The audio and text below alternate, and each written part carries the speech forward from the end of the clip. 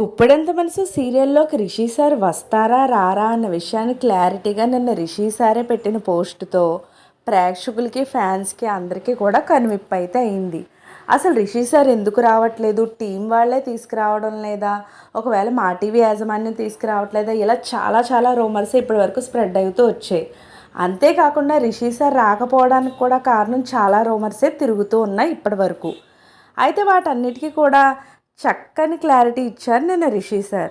సరైన టైం వస్తే నా నెక్స్ట్ మూవ్ ఏంటో ఖచ్చితంగా నేనే చెప్తాను. అప్పటి వరకు టీంని కానీ, ఆ టీం మెంబర్స్ని కానీ, ప్రొడక్షన్ని కానీ ఎవరిని కూడా ఏ ప్రశ్నలు అడిగి ఎవరిని విసిగించొద్దు అంటూ చాలా చక్కగా క్లారిటీగా నేను పోస్ట్ పెట్టడం జరిగింది.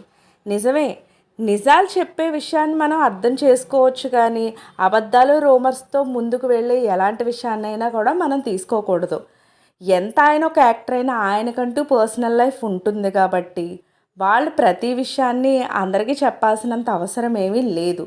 కాకపోతే ప్రేక్షకుల ప్రేమను నేను వదులుకోను అని క్లియర్గా చెప్పడం కూడా జరిగింది నిన్న పోస్ట్లో.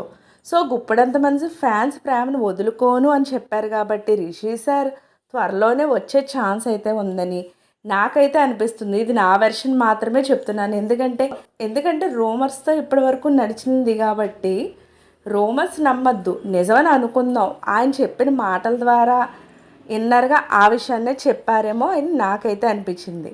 ఇలాంటి లేటెస్ట్ అప్డేట్స్ కోసం ఛానల్ తప్పకుండా లైక్ చేయండి, షేర్ చేయండి, సబ్స్క్రైబ్ చేయడం మాత్రం మర్చిపోకండి.